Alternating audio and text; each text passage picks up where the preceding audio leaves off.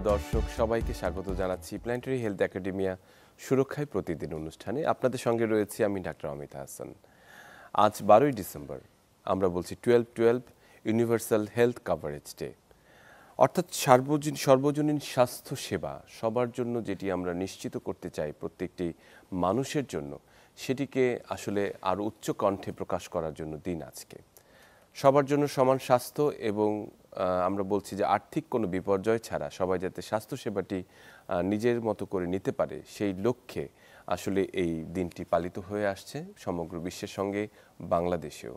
এবং বর্তমান প্রেক্ষাপটে আমরা যে স্বাস্থ্যসেবার যে সংস্কারের কথা চিন্তা করছি, আমরা নতুন বাংলাদেশের কথা বা সংস্কারের কথা চিন্তা করছি, তাতে কিন্তু এই ইউনিভার্সাল হেলথ কভারেজ একটি গুরুত্বপূর্ণ একটি ভূমিকা রাখতে পারে, গুরুত্বপূর্ণ একটি অংশ। আমরা জানি স্বাস্থ্যই আসলে সকল সুখের মূল, এবং দেশের মানুষকে যদি আমরা সুস্থ না রাখতে পারি তাহলে একটি সুস্থ জাতি নির্মাণ কিন্তু অসম্ভব। এবং এই সুস্থ রাখার ক্ষেত্রে আমরা প্রান্তিক জনগোষ্ঠী এবং শহরের জনগোষ্ঠীর মধ্যে পার্থক্য করে ফেলি, তাদের সেবাটির মধ্যে পার্থক্য চলে আসে, এবং সর্বোপরি যেটি আসলে মুখ্য হয়ে ওঠে সেটি হচ্ছে তাদের আর্থিক যে সক্ষমতা, সেই আর্থিক সক্ষমতার সঙ্গে সেবাটি পাওয়ার সঙ্গতি কতজনের রয়েছে সেটিও বিবেচনার বিষয়। এবং সবার জন্য স্বাস্থ্যসেবাটি সেটি আমাদের যে সাস্টেনেবল ডেভেলপমেন্ট গোল রয়েছে তার একটি গুরুত্বপূর্ণ অংশ, যেটি 2030-তে আসলে আমরা অ্যাচিভ করতে চাই। তো এই সবগুলো বিষয় নিয়ে আজকে আমরা কথা বলতে চাই, সবার জন্য সুন্দর স্বাস্থ্য নিয়ে আজকে আমরা আলোচনা করতে চাই। এবং আজকের বিষয়টি আমরা রেখেছি সর্বজনীন স্বাস্থ্যসেবার লক্ষ্যপানে কতদূর। সঙ্গে যুক্ত হচ্ছেন আমাদের আজকের অতিথি মোহাম্মদ আসাদুল ইসলাম, সাবেক সিনিয়র সচিব পরিকল্পনা মন্ত্রণালয় এবং সাবেক সচিব স্বাস্থ্য মন্ত্রণালয়। আপনাকে স্বাগত মোহাম্মদ আসাদুল ইসলাম। আপনাকেও ধন্যবাদ। আমাদের সঙ্গে আরও যুক্ত রয়েছেন Monaimul Islam Sizar, global health system গবেষক, technical adviser USAID health system for TB এবং সাংগঠনিক সম্পাদক public health foundation Bangladesh. Monaimul Islam Sizar, আপনাকে স্বাগত আমাদের অনুষ্ঠানে। আপনাকে অসংখ্য ধন্যবাদ। আমি আসলে শুরু করতে চাই সিজার আপনাকে দিই, যে আসলে আজকে একটি বিশেষ দিন। আমরা আসলে এই অন্যান্য অনেক দিন আমরা উদযাপন করি বিভিন্ন হেলথের রোগ নিয়ে, বিশেষ কিছু নিয়ে, কিন্তু আজকের এই দিনটির ইম্প্যাক্ট সমগ্র বিশ্বব্যাপী, সমগ্র মানুষের জন্য, শুধু নির্দিষ্ট একটি গোষ্ঠীর জন্য নয়। ইউনিভার্সাল হেলথ কভারেজ ডে বা সবার জন্য বলছি সর্বজনীন স্বাস্থ্যসেবা। আসলে এই সর্বজনীন স্বাস্থ্যসেবার যে কনসেপ্টটি, সেটির কি কি জিনিস কভার করে, মানে সর্বজনীন স্বাস্থ্যসেবা বলতে আমরা কি বুঝি? জি, আপনাকে অসংখ্য ধন্যবাদ এবং আন্তরিক কৃতজ্ঞতা চ্যানেল 24-কে আজকে এই চমৎকার একটি আয়োজন করার জন্য। আমি যদি খুব সহজভাবে সবার জন্য বিষয়টি বোঝানোর চেষ্টা করি, জনস্বাস্থ্যের একজন মনোযোগী ছাত্র হিসেবে আমার বোঝাপড়ার জায়গাটি এমন যে 2012 সালে ইউনাইটেড নেশন UN সিস্টেম তারা মূলত দেখেছেন যে আসলে স্বাস্থ্য নিয়ে যারা আমরা কাজ করছি বা স্বাস্থ্য নিয়ে যেভাবে কাজ করা হচ্ছে সেটা আসলে অনেকেই অনেকভাবে করছে। তো একটা কমন একটা আমব্রেলার মধ্যে একটা দর্শনকে ভিত্তি করে মূলত এটি প্রাতিষ্ঠানিকভাবেই 2012 সালে শুরু হয় এবং তখন থেকেই 12ই ডিসেম্বর এটি মূলত এই আজকের এই দিনটি উদযাপন হয়ে আসছে। ইউনিভার্সাল হেলথ কভারেজের মূল বিষয় যেটি, সেটি হচ্ছে যে প্রত্যেকটি ব্যক্তি কোনো ধরনের ডিসক্রিমিনেশন ছাড়া যেন একটি মিনিমাম স্ট্যান্ডার্ডের একটি সার্ভিস তার যখন প্রয়োজন হবে সেটি যেন সে পেতে পারে, এবং পাওয়ার ক্ষেত্রে যেন কোনোভাবে সে কোনো ধরনের আর্থিক বাধার সম্মুখীন না হয় সরকারের কাছ থেকে বা যে কোনোভাবে। এটি হচ্ছে ইউনিভার্সাল হেলথ কভারেজের সহজভাবে যদি আমি বলি এই বিষয়টাকে গুরুত্ব দেওয়া হয়েছে। এবং এটি কিভাবে করা হবে বা বোঝার জন্য বা আপনার লক্ষ্য অর্জনের জন্য যে বিষয়গুলোকে ঠিক করা হয়েছে, কারণ আপনি জানেন যে একটি কথা বলা হয় যে what you can not measure you can not achieve. তো তার ফলে মূলত আপনার সার্ভিস কভারেজ এবং তার আন্ডারে 14টি ইন্ডিকেটর, আর হচ্ছে আপনার ফিনান্সিয়াল প্রোটেকশন তার আন্ডারে মূলত 2টি ইন্ডিকেটর। আচ্ছা, এটিকে ঠিক করে দিয়ে প্রত্যেকটা দেশের জন্য, প্রায় 200 দেশের জন্য আপনার হচ্ছে কিছু লক্ষ্যমাত্রা নির্ধারণ করে দেওয়া হয় এবং প্রত্যেকটির ক্ষেত্রে 100-র মধ্যে একটি মার্কিংয়ের সিস্টেম করে দেওয়া হয়েছে। এই 100 মার্কিংয়ের মধ্যে 6টি ক্যাটাগরি আছে, যার মধ্যে দিয়ে আসলে যে দেশ যত স্কোর করতে পারবে সেই দেশ আপনার সেই র্যাঙ্কিংয়ে অবস্থান করবে। এবং আমার কাছে মনে হয়েছে যে যেমন ইউনিভার্সাল হেলথ কভারেজের আপনার অনেকগুলো প্যারামিটার আছে এবং ইন্ডিকেটর আছে, কিন্তু তারপরে আমার কাছে মনে হয়েছে ইউনিভার্সাল কভারেজ আসলে একটি জার্নি, এটি একটি যাত্রা।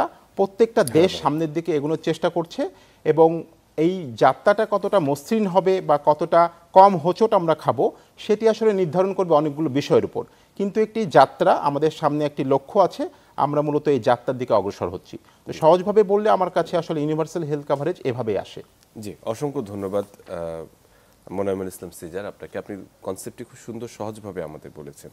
আমি যদি আসাদুল ইসলাম স্যার আপনার কাছে যদি একটু ফিরে আসি, তাহলে একটু জানতে চাই যে বাংলাদেশের প্রেক্ষাপটটি, যে আমরা ইউনিভার্সাল হেলথ কাভারেজে আমরা সিগনেচার একজন মানে একটা কান্ট্রি অন্য দেশের সঙ্গে, আমাদের সূচনাটি আসলে কিভাবে হলো, আমাদের সম্পৃক্ততা, এবং আমরা বর্তমানে আসলে কি অবস্থায় আছি, প্রেক্ষাপটটি। হ্যাঁ, অনেক ধন্যবাদ।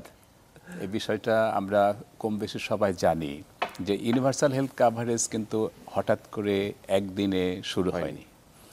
আমরা যদি একটু পেছনে যাই, সেটা হলো universal declaration of human rights, যে জাতিসংঘের, যে সবাই, এবং হেলথ একটা হিউম্যান রাইটস হিসেবে স্বীকৃত। আমাদের সংবিধানেও আছে যে সব প্রজাতন্ত্র আমাদের মৌলিক প্রয়োজনের ব্যবস্থা করবে, সেই মৌলিক প্রয়োজনের মধ্যে একটা হলো আমাদের স্বাস্থ্য। ফলে আমরা কিন্তু আগে থেকেই কমিটেড। এখন বিভিন্ন সময়ে বিভিন্ন আইডিয়া, বিভিন্ন তত্ত্ব, বিভিন্ন পদ্ধতি উদ্ভাবিত হয়েছে কিভাবে আমরা জনগণের স্বাস্থ্যসেবা নিশ্চিত করব। তারই ধারাবাহিকতায় 2010 সালে যখন শেষ হয়েছে মিলেনিয়াম ডেভেলপমেন্ট গোল, আমরা সার্বিক উন্নয়নের জন্য UN development goal for sustainable development ঠিক করেছি, যেটাকে আমরা এসডিজি বলি। তার একটা গোল হলো, 3 নম্বর গোল হলো স্বাস্থ্যসেবা, সব বয়সে সব সময়ে মানুষের স্বাস্থ্যসেবা নিশ্চিত করা। কিভাবে করব তার একটা টার্গেট হলো সর্বজনীন স্বাস্থ্যসেবা বা ইউনিভার্সাল হেলথ কাভারেজ। তো এখন আমরা, এটা আমাদের আগের বক্তা বলেছেন যে এটা একটা জার্নি, এটা কিন্তু ক্রমাগতভাবে। কারণ হলো একটা বিষয় আপনারা লক্ষ্য করেছেন যে স্বাস্থ্যসেবার চাহিদা কখনো কমে না, এটা ক্রমাগতভাবে বেড়ে যায়।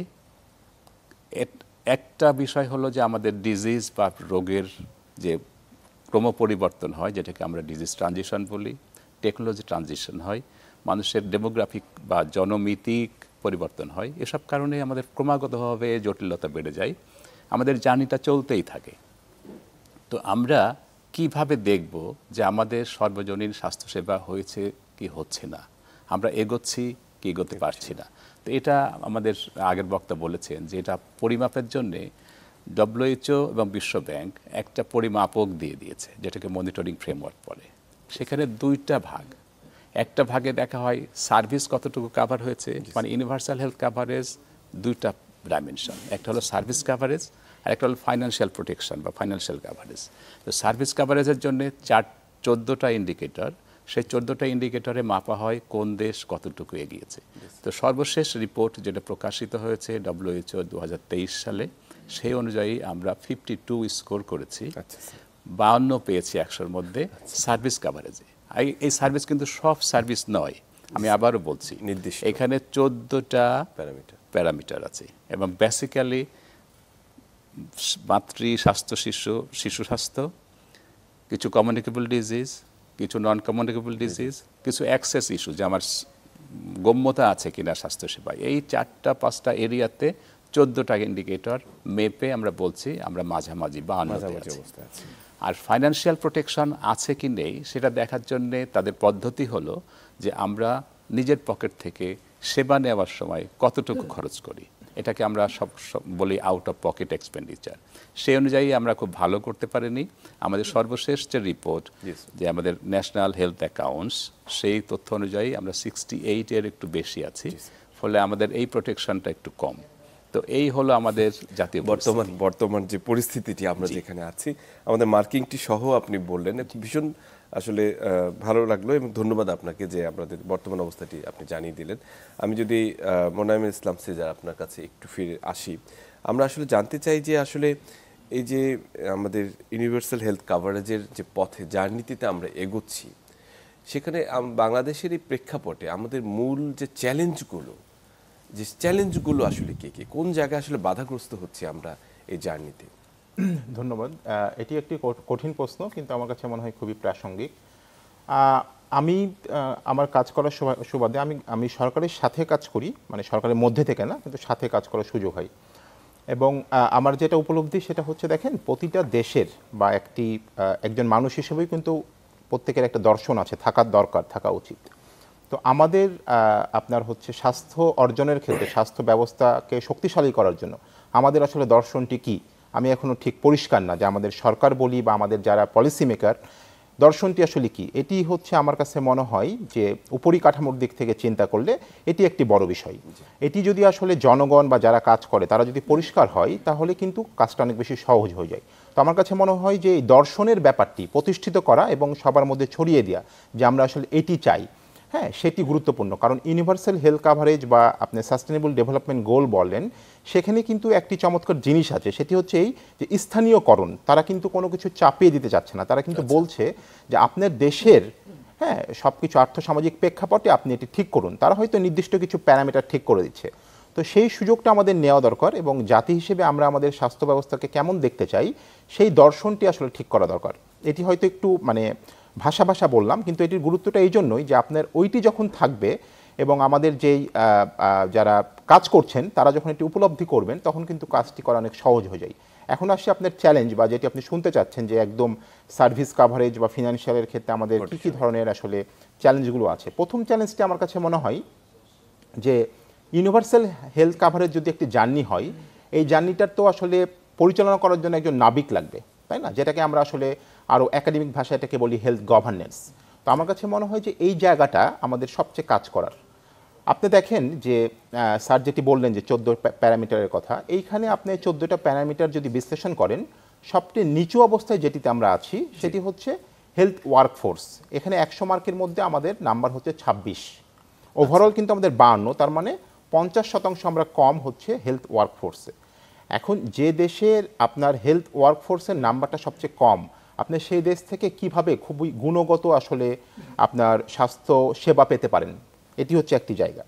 দ্বিতীয় জায়গা যেটি সেটি হচ্ছে দেখেন যে আমাদের দেশ একটি জনবহুল দেশ, 18 কোটির একটি দেশ, তাই না। তো এইখানে কিন্তু স্বাস্থ্য ব্যবস্থার চাহিদাটা অনেক বেশি, অনেক। এখন আমি যদি সহজভাবে ধরেন চাহিদা এবং এটার যেই আপনার সরবরাহ এই পার্থক্যটি কমাতে না পারি তাহলে কিন্তু কোনোভাবেই আপনি আসলে কোয়ালিটি সার্ভিসটা দিতে পারবেন না। তো আমাদের কিন্তু স্বাস্থ্য ব্যবস্থা সবসময় ফোকাস করে এসেছে ক্লিনিক্যাল সার্ভিসকে। আমরা যদিও ছোটোবেলায় পড়ালেখা করেছি যে প্রিভেনশন ইজ বেটার দেন কিউর, তাই না, যে প্রতিকারের চেয়ে প্রতিরোধ ভালো। কিন্তু আপনি যদি দেখেন আমরা কিন্তু আমাদের চিকিৎসা ব্যবস্থাটা ডাক্তার কেন্দ্রিক, ওষুধ কেন্দ্রিক করে ফেলেছি, যার ফলে আমাদের আউট অফ এক্সপেন্ডিচার হয়ে গেছে 69% বা 8%, বা হয়তো এটি বেসরকারি হিসেবে আরও কিছু বেশি। তো চ্যালেঞ্জগুলো হচ্ছে আপনার সেটাই যে আমাদের প্রিভেনশনের দিকে গুরুত্ব দিতে হবে। সরকারকে বুঝতে হবে যে প্রিভেনশনে যদি আমরা গুরুত্ব দিই, মানুষজন যদি তাদের নিজের স্বাস্থ্য ব্যবস্থাটা নিজে ম্যানেজ করতে পারে তাহলে অনেকখানি বোঝাটা আসলে কমে যায়।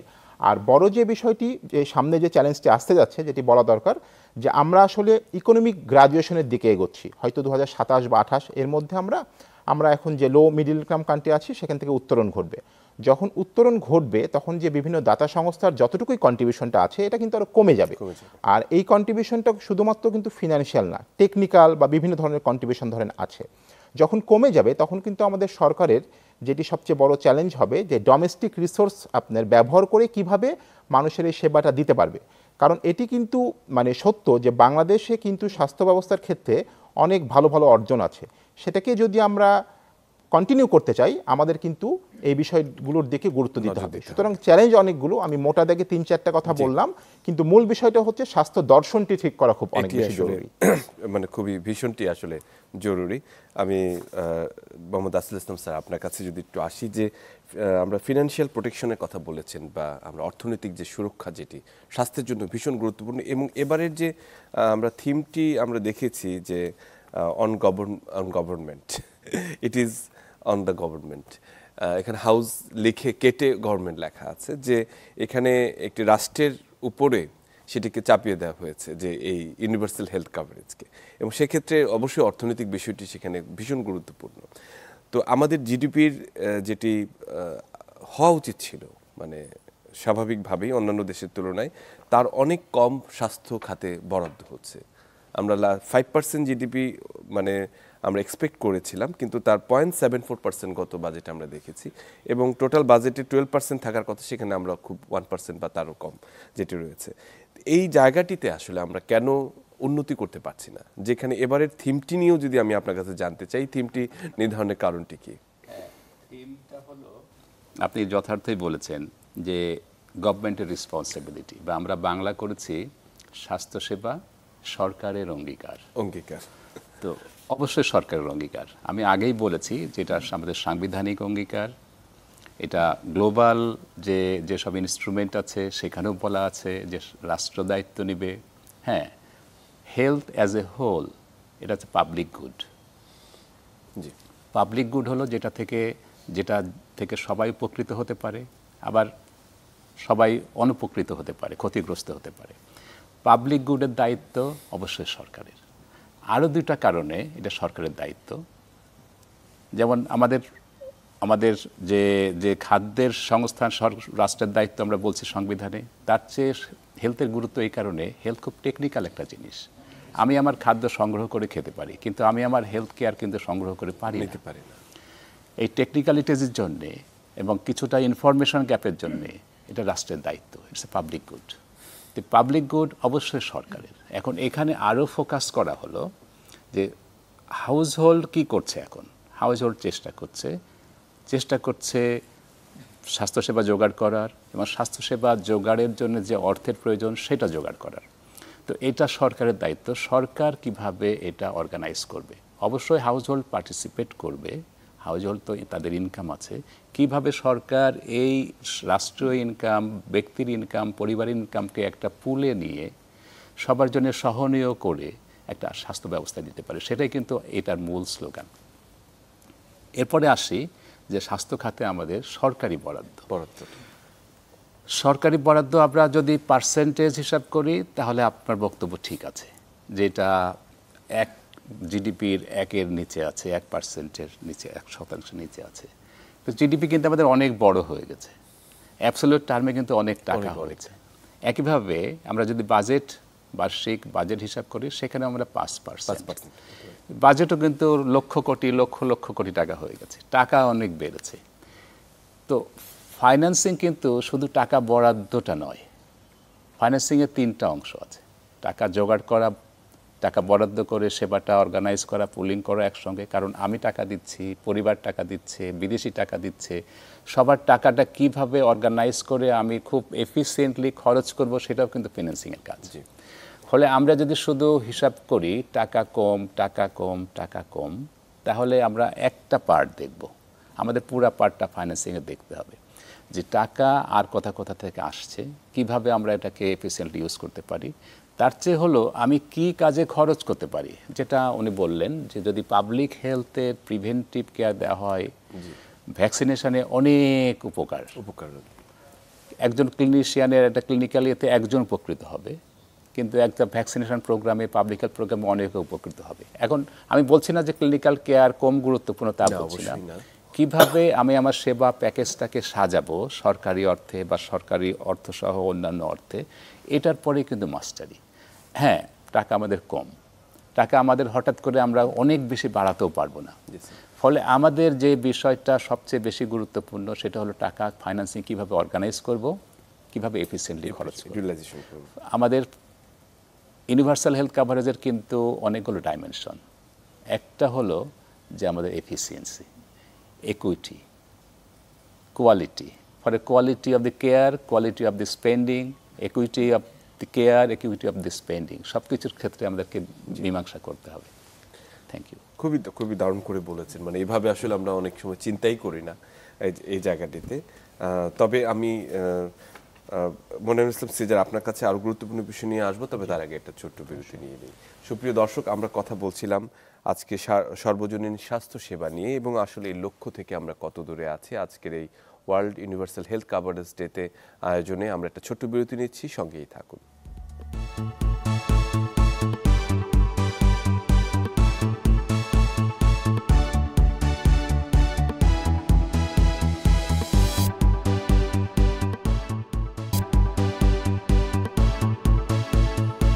সুপ্রিয় দর্শক, সবাইকে আরেকবার স্বাগত জানাচ্ছি সুরক্ষায় প্রতিদিন অনুষ্ঠানে। আপনাদের সঙ্গে রয়েছি আমি ডাক্তার অমিত হাসান। আজকের এই ইউনিভার্সাল হেলথ কাভারেজ ডেতে আমরা সার্বজনীন স্বাস্থ্য সেবা কতখানি দূরে আছি বিষয়টি নিয়ে কথা বলছি, আলোচনায় যুক্ত করছি মনিরুল ইসলাম সিজারকে। মিস্টার সিজার, আমরা আসলে যে জায়গাটিকে আপনার কাছ থেকে জানতে চাই সেটি হচ্ছে যে আমরা আসলে কি হয়েছে অতীতে সেটির কথা বাদ দিয়ে আমরা নতুন করে যদি একটা ফ্রেশ স্টার্ট করতে চাই, এই মুহূর্তে কি করণীয় রয়েছে? ইউনিভার্সাল হেলথ কাভারেজের যে প্যারামিটারগুলোর কথা বললেন এবং আমাদের যে মার্কিংয়ের কথা বললেন, সেটির উত্তরণের জন্য এই মুহূর্তে আমাদের কি শুরু করা দরকার, মানে কোন জায়গাটিতে আমাদের ফোকাস করা দরকার? জি, আপনাকে অসংখ্য ধন্যবাদ। আমি যদি মার্কিং দিয়ে বলি, আমরা যখন 2000 সালে, মানে 2000 সাল থেকে মার্কিংটা শুরু হয়েছে, দেখানো হয়েছে ইউনিভার্সাল হেলথ কাভারেজে, তো তখন আমাদের আসলে পয়েন্ট ছিল 20 আর এখন সেটি 52। সুতরাং এই যে গত 24 বছরে একটি ভালো কিন্তু আপনার অর্জন আমাদের হয়েছে। এখন আমরা যদি আরও ভালোর দিকে যেতে চাই, তাহলে আমি যদি একটু তুলনা করি যে এখন সাউথ ইস্ট এশিয়ার যে কান্ট্রিগুলো আছে, হ্যাঁ, এই দেশগুলোর এখন এভারেজ মার্কিং হচ্ছে 62, যেখানে আমাদের 52, তার মানে তাদেরটা কিন্তু ভালো। এবং যেহেতু এভারেজ একটা মার্কিং 62 কিন্তু যথেষ্ট আর কি আপনার ভালো একটি নাম্বার। আর গ্লোবালি এখন যেটি সমগ্র বিশ্বের যদি আমি গড় করি তাহলে সেটি কিন্তু 68। তো 52 বা 62, 68 এগুলোর মানে হচ্ছে 52 মানে হচ্ছে আপনার মিডিয়াম কাভারেজ, 62 বা 68 মানে হচ্ছে হাই কাভারেজ, 80-র উপরে যদি আমরা যাই সেটি হচ্ছে ভেরি হাই কাভারেজ, তাই না? তো আমাদের পরবর্তী অবশ্যই লক্ষ্যটি হচ্ছে আপনার হাই কাভারেজের দিকে যাওয়া। তো সহজ যে বিষয়টি সেটা হচ্ছে অন্যান্য দেশ কী ধরনের কাজ করছে সেটি জানা এবং বোঝা। যেমন ধরেন আমাদের আর্থসামাজিক যদি আমি প্রেক্ষিতে তুলনা করি তাহলে মালয়েশিয়া হয়তো আমাদের সমপর্যায়ে, ভিয়েতনাম আমাদের সমপর্যায়ে, শ্রীলঙ্কা সমপর্যায়ে, কম্বোডিয়া অনেকটা সমপর্যায়ে। তো এরা কিন্তু আমাদের চেয়ে অনেক ভালো অবস্থানে আছে, সবাই কিন্তু 60-এর অধিক তাদের মার্কিং। হ্যাঁ, তো আমাদের সরকারি এবং বেসরকারি প্রতিনিধি মিলে আমরা কিন্তু বিভিন্ন সময় এই শিক্ষাগুলো নেওয়ার জন্য তাদের দেশে যাই। তো ওইখানকার ভালো যেগুলো আমাদের দেশের জন্য প্রযোজ্য সেগুলো আমাদের করা দরকার। এটি হচ্ছে একটি মানে সহজ বিষয়। দ্বিতীয় বিষয়টা হচ্ছে দেখেন যে আমার কাছে মনে হয়েছে কাজ করতে যেয়ে যে আমাদের স্বাস্থ্য ব্যবস্থাটা মূলত আপনার হচ্ছে গ্রাম্য যে মানে রুরাল যেটাকে বলি সেটি কেন্দ্রিক। হ্যাঁ, সেটির জন্য খুব ভালো আর কি আপনার স্বাস্থ্য ব্যবস্থার অনেক ভালো, কিন্তু আরবানকে যদি আমরা চিন্তা করি এটির জন্য কিন্তু অনেক ধরনের চ্যালেঞ্জ। এবং আমার কাছে মনে হচ্ছে স্বাস্থ্য ব্যবস্থা বাংলাদেশের যেটি এটি আরবান কেন্দ্রিক কোনোভাবেই না। উদাহরণ দিই যে আপনি দেখেন যে আজ থেকে 20 বছর আগে আরবানে হয়তো আমাদের টোটাল জনসংখ্যার 20 থেকে 25 ভাগ থাকতো আরবানে, এখন সেটা কিন্তু 40 ভাগের মতো হয়ে গেছে, কিন্তু সেইভাবে কিন্তু আপনার সেবাটি আমরা বাড়াতে পারি নাই। সহজ উদাহরণটি হচ্ছে যে ministry of health and family welfare একটি মন্ত্রণালয় যার হওয়ার কথা সব ধরনের স্বাস্থ্যের আর কি আপনার অভিভাবক, কিন্তু আরবানের ক্ষেত্রে কিন্তু একটা বড় অংশের সার্ভিস দেয় হচ্ছে সিটি কর্পোরেশন। তো এই যে আপনার কোঅর্ডিনেশনের অভাবগুলো হয় যেটা আমরা কোভিডের সময়ও কিন্তু দেখেছি, তাই না? আবার দেখেন প্রাইমারি হেলথ কেয়ার হচ্ছে একটি যে কোনো দেশের জন্য একদম আপনার মূল একটা জায়গা হওয়ার কথা, কিন্তু এর বাইরেও কিন্তু আমাদের স্বাস্থ্য ব্যবস্থা অনেকভাবে সেগ্রিগেটেড। তো ইন্টিগ্রেশনটাও কিন্তু আপনার জরুরি। তো আমার কাছে মনে হয়েছে যে সবচেয়ে বেশি যে জিনিসটা দরকার সেটি দুটো জিনিস, যেটি আপনার ইউনিভার্সাল হেলথ কাভারেজের যে শেষ রিপোর্ট সেখানেও বলা হয়েছে। একটি হচ্ছে লিডারশিপ এবং আপনার কমিটমেন্ট, আর দ্বিতীয় বিষয়টি হচ্ছে কমিউনিটি এঙ্গেজমেন্ট। আমাদের কিন্তু এটি খুবই কম, এবং যার কারণে হেলথ সিস্টেম বিল্ডিং ব্লকের যে 6টি উপাদান তার মধ্যে কিন্তু কমিউনিটি এঙ্গেজমেন্ট বিষয়টি নাই। কিন্তু এখন অনেক সংস্থা মনে করছে যে 7 নম্বর যদি কোনো কম্পোনেন্ট যোগ করা উচিত সেটি হওয়া দরকার কমিউনিটি এঙ্গেজমেন্ট। আমি যে কথাটি বলে আপাতত শেষ করব যে কিছুদিন আগে বর্তমানে যিনি আপনার মাননীয় স্বাস্থ্য উপদেষ্টার বিশেষ সহকারী আছেন ডক্টর সাইদুর রহমান, ওনার সাথে আমার একটা আলোচনা হচ্ছিল। তো স্যার একটি কথা বললেন যে দেখেন এই স্বাস্থ্য কমিশন যখন হওয়ার পরের দিনই কিন্তু আমি তাদের জন্য একটি আলাদা আপনার কাজ করার জায়গা দিয়ে দিয়েছি। এটি অনেক কমিশনে কিন্তু এখন পাইনি। তো আমরা যে লিডারশিপের কথা বলছি, যে প্রায়োরিটির কথা বলছি, আমার কাছে মনে হচ্ছে আমাদের কিন্তু এটি প্রায়োরিটি আমরা দিচ্ছি, কিন্তু যেটি দরকার সেটি হচ্ছে কোন কোন জায়গাগুলোতে আমাদেরকে কাজ করতে হবে সেটি বোঝা, এবং এই বোঝার ক্ষেত্রে একটি বড় জায়গা হচ্ছে আপনার ডেটা থাকা। আপনি দেখেন বাংলাদেশ গভর্নমেন্ট বিডি হেলথ নামে একটা অ্যাপস করেছে আজ থেকে 2-3 বছর আগে, স্যার হয়তো আরও ভালো বলতে পারবেন। এটি একটি আপনার হচ্ছে ডেভেলপমেন্ট পার্টনারের সহযোগিতায়। তো সেটি আমি দেখছিলাম, সেখানে 12টা থিমের এগেনস্টে আপনার একদম লাইভ ডাটা দেওয়া হচ্ছে। সেখানে যেমন হেলথ ইকুইটি আছে, ম্যাটার্নাল চাইল্ড হেলথ আছে, কিন্তু এখানে কিন্তু ইউনিভার্সাল হেলথ কাভারেজ নাই বা ফিনান্সিয়াল প্রোটেকশনটা নাই। তো আমরা যদি এই বিষয়গুলো বুঝতে চাই এবং এভিডেন্স বেসড ডিসিশন নিতে চাই তাহলে কিন্তু ডাটাটা খুবই আপ টু ডেট হওয়া লাগবে। হ্যাঁ, তো এটিও একটি গুরুত্বপূর্ণ বিষয়। তো আমি আপাতত এখানেই থামি, কিন্তু আমার কাছে মনে হচ্ছে লিডারশিপ এবং কমিউনিটি এঙ্গেজমেন্ট এটা খুব জরুরি, এবং ইন্টিগ্রিটি যেটা আপনি বললেন সমন্বয়টি ইন্টিগ্রেশনটা ভীষণভাবে গুরুত্বপূর্ণ। অসংখ্য ধন্যবাদ। আমি আসাদ ইসলাম স্যার আপনার কাছে যদি একটু আসি, সেটি হচ্ছে যে একদম পলিসি মেকিংয়ের ক্ষেত্রে যে লিডারশিপের কথা উনি বললেন, যে সেই লিডারশিপটি আসবে একেবারে তার ইমপ্লিমেন্টেশন পলিসি দিয়ে। আমাদের একটি স্বাস্থ্য হেলথ পলিসি রয়েছে, সেটি আসলে বর্তমান প্রেক্ষাপটে কতখানি প্রযোজ্য, সেটি আপগ্রেডেশন প্রয়োজন কিনা, এবং একই সঙ্গে আসলে কি কি কাজ আসলে হয়েছে ইউনিভার্সাল হেলথ কাভারের জন্য। তার মধ্যে একটি উদাহরণ হিসেবে দিতে চাই যে স্বাস্থ্য সুরক্ষা কর্মসূচি একটি প্রজেক্ট রয়েছে, যেটি টাঙ্গাইলে বোধ হয়। তো সেটির আসলে ইম্প্যাক্টটি কি, মানে আমরা কি এটা থেকে ভালো কিছু কোনো আউটকাম কি পেয়েছি, অথবা আমাদের কাভারেজ বাড়ানো দরকার কিনা? হ্যাঁ, আমি আবার একটু পেছনে ফিরে যাই। আমরা বলছি ইউনিভার্সাল হেলথ কাভারেজ একটা ক্রমাগত যাত্রা, জার্নি। ভার্চুয়ালি হেলথের যে ডেফিনিশন আপনি জানেন যে health is a state of complete physical, mental, social wellbeing. এটাও একটা যাত্রা। এটা ঠিক ওইভাবে অ্যাসেবেবল না যে আমি 10-এ 10 পেলাম বা কিছু। যাই হোক, ইউনিভার্সাল হেলথ কাভারেজও এরকম যাত্রা, বিভিন্নভাবে আমরা সেটা চেষ্টা করছি। গ্লোবালি, ন্যাশনালি বিভিন্ন উপায় তৈরি করে আমরা চেষ্টা করছি, এবং এই জায়গায় কিন্তু এক জায়গায় থেমে থাকছি না। আমরা ট্রাই আউট করছি, একটা মডেল তৈরি করছি, সেটা চেষ্টা করছি, আবার চেঞ্জ করছি, এইভাবে। তো এখনকার মডেল হলো 2010 সালে যেটা হয়েছে ইউনিভার্সাল হেলথ কাভারেজ, যে মানুষকে সার্ভিস অ্যাভেলেবল করতে হবে, ফাইন্যান্সিয়াল প্রোটেকশন দিতে হবে, দুইটা আর্মে সব মানুষ, প্রয়োজনীয় সব সেবা, কাভারেজ, ফাইন্যান্সিয়াল কাভারেজ। এই মডেলটা বাস্তবায়নের জন্য আমরা 2012 সালে একটা স্ট্র্যাটেজি করেছিলাম। সেই স্ট্র্যাটেজিতে সমস্ত মানুষ, যেহেতু ইউনিভার্সাল হতে হবে, সব মানুষের কথা চিন্তা করা হলো। 3টা ভাগে ভাগ করা হলো। যারা ফর্মাল সেক্টরে কাজ করে, যাদের বেতন আছে রেগুলার, এরকম এই সময় 2 কোটি মানুষের মতো ছিল। কিছু মানুষ আছে একদম হতদরিদ্র, যারা দরিদ্রসীমার নিচে বাস করে, তারা কোনো পয়সা খরচ করতে পারবে না। আর একটা গ্রুপ হলো যারা ইনফর্মাল, যারা আজকে এই কাজ করে, কালকে এখানে থাকে, কিছুটা ভাসমান, কিছুটা কিছু। এই 3টা গ্রুপকে যদি আমি স্বাস্থ্যসেবা দিতে চাই, এক পদ্ধতিতে গেলে কিন্তু হবে না।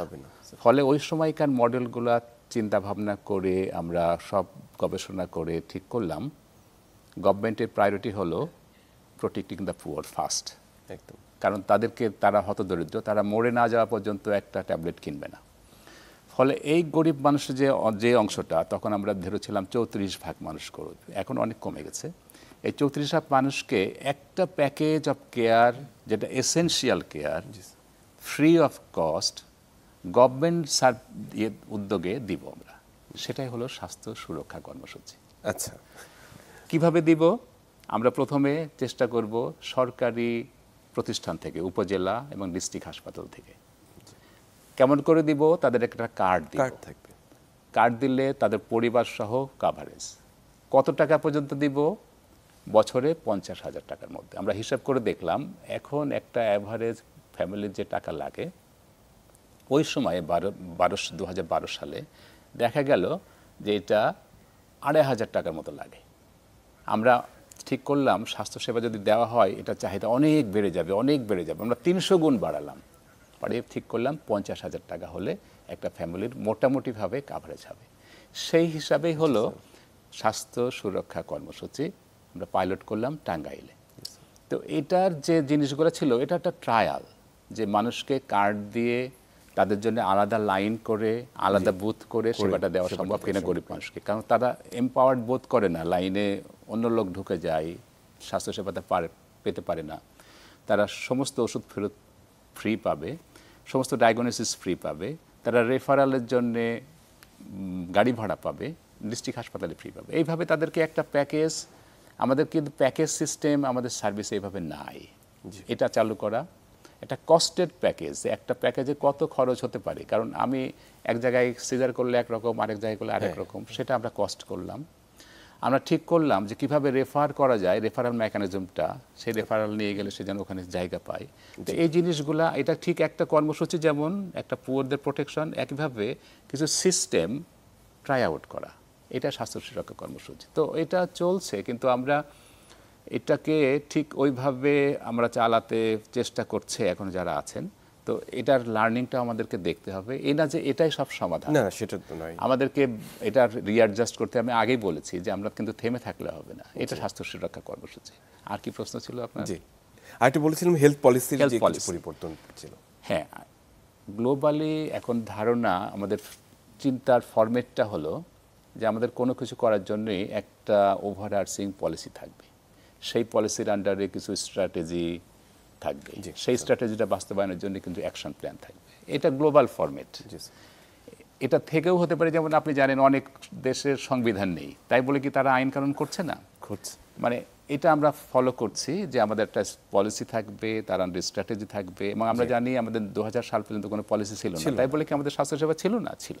এটা থাকলে আমাদের সুবিধা। তো যে পলিসিটা আমাদের সর্বশেষ হয়েছে, যেটা এখনো কার্যকর আছে, সেটা হলো 2011-তে। তো এটাও আমরা আলোচনা করলাম যে আমাদের আইডিয়া চেঞ্জ হচ্ছে, প্রয়োজন চেঞ্জ হচ্ছে, বরাদ্দ বাড়ছে, সব প্রায়োরিটি চেঞ্জ হচ্ছে, ফলে এটা আমাদের আপডেট করা একেবারেই দরকার। জি, অসংখ্য ধন্যবাদ। আমি মোনায়েমুল ইসলাম সিজার, আপনার কাছে যদি একটু একদম শেষ দিকে যদি আসি, যদি এই সময়ের বিশেষ করে সংস্কারের এই সময়, বিশেষ করে সব ক্ষেত্রেই সংস্কারের একটি কথা উঠেছে, স্বাস্থ্য এটি গুরুত্বপূর্ণ, একটি কমিশন গঠিত হয়েছে, আপনি জানেন, আপনি কথাও বলেছেন। তো এই সংস্কার কমিটির কাছে আসলে আমরা যদি কিছু প্রত্যাশা করি যে ইউনিভার্সাল হেলথ কাভারেজের কিছু রিকমেন্ডেশন যদি চাই, আপনি যে সংক্ষেপে আমাকে কয়েকটা লাইনে বলুন। জি, অসংখ্য ধন্যবাদ। দেখেন, স্বাস্থ্য ব্যবস্থাটি খুব সংবেদনশীল। আমরা যদি দেখি যে গত 3 মাস আগে যে রাজনৈতিক অস্থিতিশীলতা ছিল, সেখানে কিন্তু আমাদের শিক্ষা বন্ধ হয়ে গেছিল, শিক্ষা পড়ালেখা বন্ধ ছিল, স্বাস্থ্য সেবা প্রদান করা কিন্তু বন্ধ ছিল না। এটা খুবই সেন্সিটিভ একটা জিনিস।